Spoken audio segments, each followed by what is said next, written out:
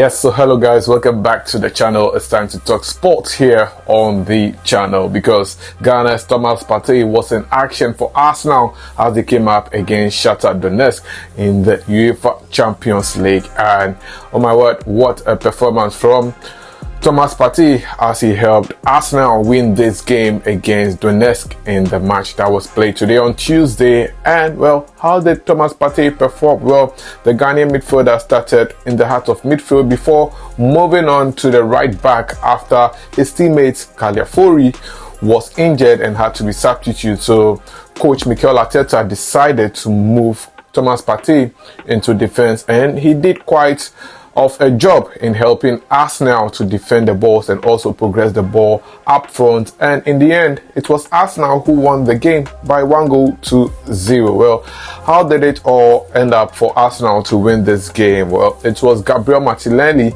the Brazilian international, who hit a nice powerful strike and the ball hit the woodwork, and unfortunately the Donetsk goalkeeper thought the ball was passing behind him. Unfortunately, it hit his behind and ended up crossing the goal line to give Arsenal a 1-goal lead in the first half. Later on in the second half, Arsenal had a chance from a penalty, but unfortunately the Gunners were unable to take matters into their own hands and ended up managing the 1-0 slim victory over their opponent over there. Thomas Partey was rated 7.1 for his performance in this game. But obviously, the biggest game of the night was none other than the Real Madrid game versus Borussia Dortmund. And it was Dortmund who were leading Madrid by 2-0 in the first half. The first 45 minutes, Madrid had not had any shot on target, but they were able to come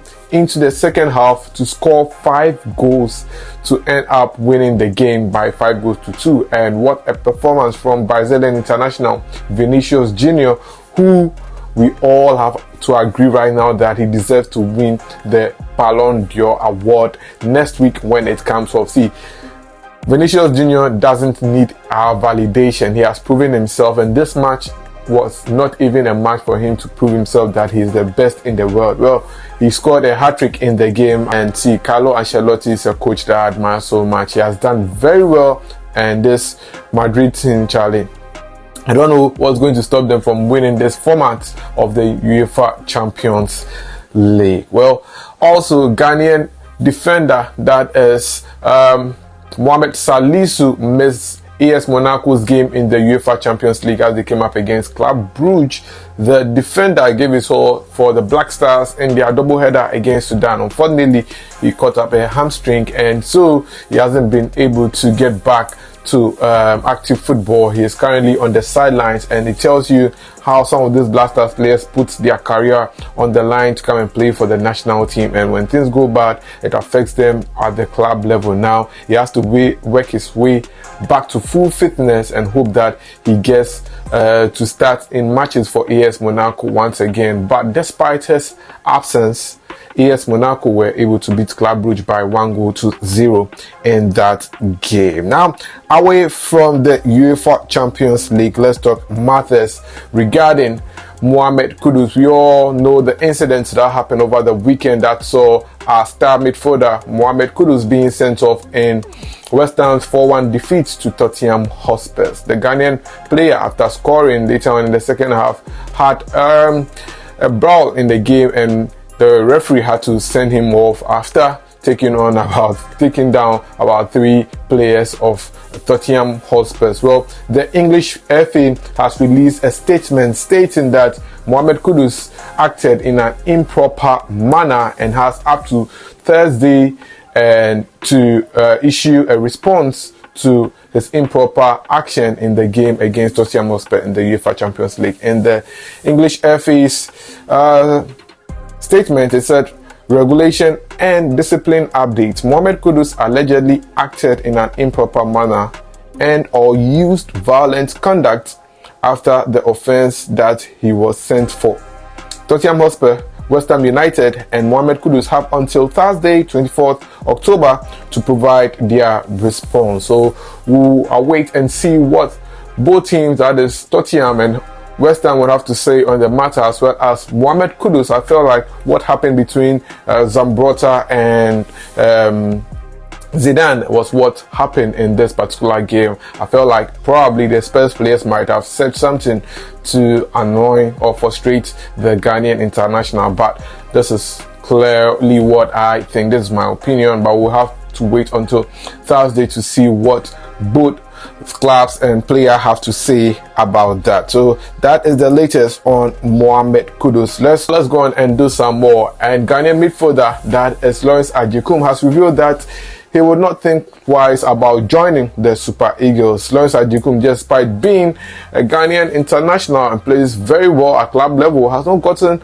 an invitation to Ghana's senior national team, the Blasters. The player who has his mother being a Nigerian and his father being a Ghanaian says that he would not think twice when Nigeria comes calling for him to play for them.